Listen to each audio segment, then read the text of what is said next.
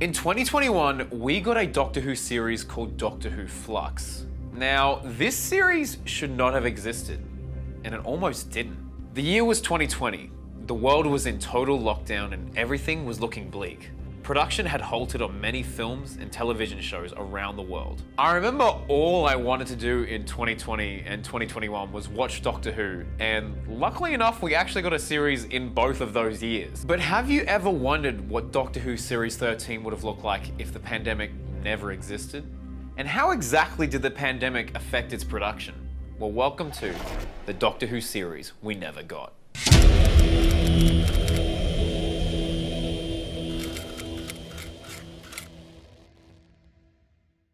Hello everyone, Crispy Pro here and welcome to the channel. My name is Crispy Pro and we make Doctor Who videos every single week, so if that sounds interesting to you, consider subscribing. Anyway, let's get on with the video. On the 1st of March 2020, Series 12 finished with the airing of The Timeless Children, and my goodness, it seemed that the whole world went into total chaos. Well, when I say the whole world, I mean a couple of people on Twitter.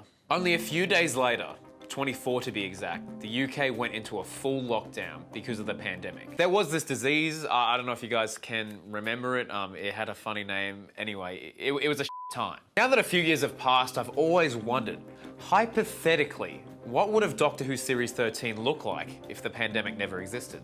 That's what we're talking about today. I found that back in 2020, production on Series 13 was supposed to start in September of that year. Chris Chibnall would have been back as showrunner, Matt Stevens as executive producer, Jodie Whittaker back as the Doctor, of course, Mandip Gill as Yaz, and Series 13 would introduce a new character called Dan. And it is fairly safe to assume that Series 13 would have comprised of 10 50-minute episodes if Series 11 and 12 are anything to go off of. Pete McKnight is confirmed to have written a story for Series 13, and he previously wrote Praxeus and Kablam. But it looks like he recently said in an interview that he's going to hold on to his idea because Doctor Who ideas are never dead.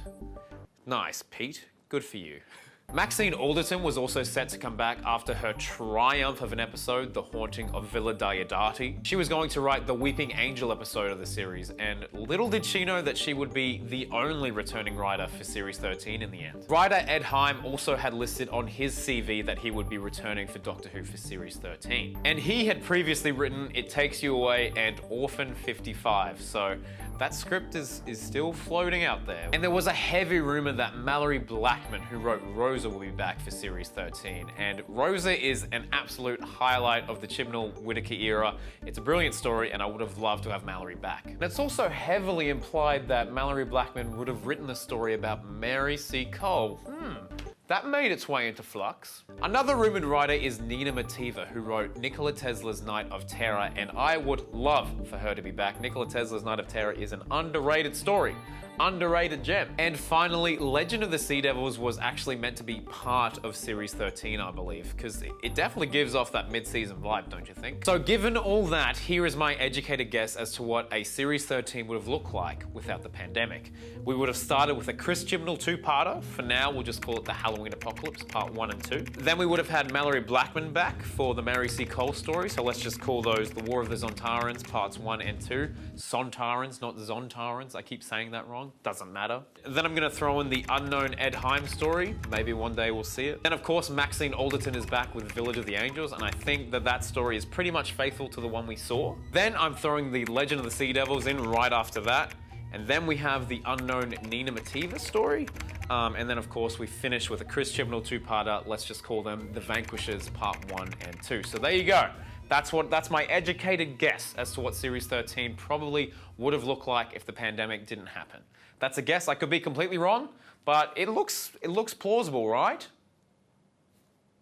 In terms of story details, I think that the Flux was added after the fact to kind of be like a connective tissue between the 6-part stories we ended up with. I also think that Belle, Vinda, and the Grand Serpent were all going to have bigger roles, and I can almost guarantee you that we would have had plenty more time with Joe Martin's Fugitive Doctor. Okay, so the pandemic hits and production has to change. There is no way that they're going to be able to pull off a beautiful, large-scale season of Doctor Who this year, right?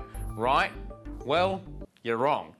But looking at it, if the scripts weren't already in motion, We may not have got any Doctor Who in 2021 or 2022. It's actually so crazy that our showrunner, Chris Chibnall, almost called it quits. Although Series 13 was initially supposed to start filming in September, they had to push it a few months to November just to make sure they sorted everything out. And by sorting everything out, I mean they weren't allowed to fly overseas, they weren't allowed to have a large cast, because that's something that happens in the Chibnall era. And of course the pandemic led to the decision of Series 13 being one continuous 6-part story. How this thing got made, I do not know, but I just find it absolutely fascinating. Some of the cast have done a few interviews here, there, and everywhere. I think this one was taken from the Radio Times, but here's what Jodie had to say about it. We started filming late because of COVID, so starting was a tentative time because none of us had shot during the pandemic. So knowing it was my last, I knew it would be very different because we weren't able to travel. We couldn't be tactile in that way we were. But what was immediately reassuring is as soon as you got on set, no matter if the logistics or the face of the show seemed different because of masks and all that, all of the heart and the love was still there, and it was still great fun. We were able to be as safe as we could be and as caring as we could be and not lose the atmosphere on the set. It was such a pleasure to be around people, so I was delighted. It was emotional to start with because you hadn't seen anyone and everyone gone through so much to get to the first day, and you want to make sure that you're not the person to make a mistake, as the domino effect can be so catastrophic on set. Also, it was the longest time I hadn't seen Mandip. And here is what Mandip had to say about it. The highlight of the series for me was genuinely being able to work during COVID with the same crew as the previous series in Cardiff. They are the kindest, most funny and genuine casting crew I've ever met. Damn, and this one is crazy. Here's what John Bishop had to say about it. I met Chris Chibnall and he had this idea and this character. He'd seen me in a few things and he wanted to know if I'd be interested in Doctor Who. I was flattered, but the problem was I was on tour and when they were meant to be filming, so although I fancied it, I had to say no. And then the whole COVID thing happened. Lockdown arrived, so I made a phone call, and fortunately, they'd moved the filming dates. It now fits in perfectly. That's right, folks. I know the pandemic is horrible, but the smallest silver lining is that we got to see John Bishop play Dan Lewis in Doctor Who, so I'll take that. There are actually a few silver linings to this. Eve of the Daleks, one of my favourite Jodie Whittaker stories, actually was born out of the pandemic because Chibnall just wrote it one day. He needed a minimal cast and a one location setting, so Eve of the Daleks time loop story, mwah. Good job. And of course, with Eve of the Daleks being a smaller scale episode, they're able to save money for the Centenary Special, which of course is being directed by Jamie Magnus Stone. So if you don't know who Jamie Magnus Stone is, he's actually one of the main directors for Flux, and he's done a few interviews talking about COVID and everything that happened with it. But I actually tried to reach out to him. I tried to reach out to the top, and he responded. So here are some exclusive clips from Jamie Magnus Stone talking about Series 13 and all the production struggles that went into it.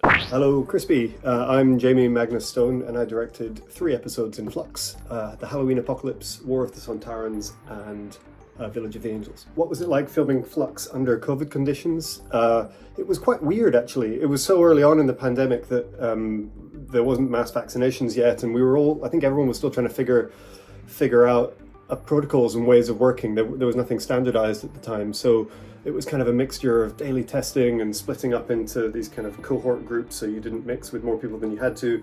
Everyone wore masks on set, and there was some restrictions in place, like you couldn't have more than 5 people in a room when you were filming out on location, I think. So things like filming in the Arctic house for the Halloween Apocalypse, I remember it being a right pain. You had to do these kind of like human Tetris to kind of figure out whether just to do something like get lenses from one room to another to move throughout the house without having more than 5 people per room. It was a right hassle. But we ended up using much more studios and exterior locations as a result to kind of balance that out. But everyone was really good with kind of, I think, kind of getting on board with the working restrictions and making the most of it. Do I know what Doctor Who Series 13 would have looked like before the pandemic? I don't actually. I was involved in some calls very early on that were broadly to do with whether we could film anything at all, whether it was even possible. And we decided that yes, we would. It was a rapidly changing situation, and we were going to go for it. And we were going to, try and get the series shot. But then a couple of months later, I think when I started pre-production, a lot of other things were in place already at that point, like there being 6 episodes and the fact that we weren't going to go abroad to film any of it. So that was all already decided. I suspect that a lot of things that happened in Flux would have occurred anywhere, like the kind of more interconnected stories. That's something that I suspect would have probably happened anyway, regardless of the pandemic. But the truth is, I don't really know what a pre-pandemic series would have looked like. It was always what it was going to be, as far as I was concerned. How did Jodie, Mandip, and John handle filming in those conditions? They handled it brilliantly. There was such pros on set, and Jodie in particular was so kind of hawk-eyed when it came to wearing masks, and kind of she was quite good at reminding me. Actually, I'd occasionally feel her elbowing me in the ribs and sort of remind me to pull my mask up because mine kept on slipping down. So they were great, and they were really, as the most visible people on set, it was really important that they set a good example for everyone, and they did that brilliantly. What did I learn from filming under social distancing conditions? Loads, actually. I mean, you're always learning on any job, but I think that the particular sort of circumstances with filming under COVID, especially having done some Doctor Who before and being able to sort of see the difference. I mean, I think the biggest thing for me was just it forced us to look at locations within Wales. I think ordinarily, had there been no pandemic, we probably would have filmed a chunk perhaps in South Africa like we did the year before, or somewhere else, which gives you access to more locations that are kind of quote-unquote exotic. And for an episode like War of the Sontarans, we might have been tempted to film overseas for that and gone to Crimea or somewhere that looked a bit more like Crimea. But it really forced us to kind of look local, and even though Doctor Who's been filming in Wales for so long, I can't believe that there's still such a wealth of untapped locations. And I thought that episode had a really cool look in the end because it was so wet and so rainy and so dreary, and it made it really hard to film. But we were kind of forced to find somewhere nearby to film an episode like that, and it was good to be pushed into having to get creative with where we can film, and not to always go for the easiest option, which is sometimes to go, okay, right, well, we'll film that abroad somewhere. So it really kind of forced us to be creative in a lot of ways. Oh, and he also had this to say. Also, I just have to say, I'm really looking forward to seeing what Russell T Davies does when he's back as showrunner. I think he's going to be excellent. But afterwards, once he's done, I must say, #Crispy for showrunner. Thank you, Jamie. I'm absolutely honoured. I agree.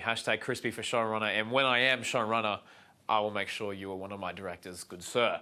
Doctor Who Flux almost didn't happen. Our showrunner almost called it quits, and Doctor Who could have been off the air for years. So no matter what you think of Doctor Who Series 13, I think it is a tremendous effort to get that thing off the ground, abide by social distancing protocols, and make that series as big as it was. My hat goes off to anyone and everyone that worked on this series of Doctor Who, and let's just hope that Doctor Who never has to film in a pandemic again. Massive thank you to everyone that's watched this video. Please consider sharing it around. Like this is quite a bit of a bigger video than usual, as you can probably tell. I of course have to thank Jamie Magnus Stone for getting back to me. He's been an absolute legend and one of the nicest people I've talked to in the Doctor Who sphere, so thank you, sir. Special mentions have to go to everyone that lent their voices for this video. I appreciate you, and of course, I appreciate the one, the only Matty King, who's behind the camera right now. He's a legend. He's done this setup, and it looks groovy. Instagrams and everyone's links will be in the description below, so go and check them out. They're incredible people. Also, I've just launched a Patreon, so if you want to support the channel and support bigger videos like this, I would appreciate it if you went and checked it out. I do appreciate you. Yeah, I do. And as always, please like this video, please subscribe if you have not already, and I will see you in the next one. Alonzi! Baby, that's a wrap. That's a wrap. Yeah. Yeah, you cut right there.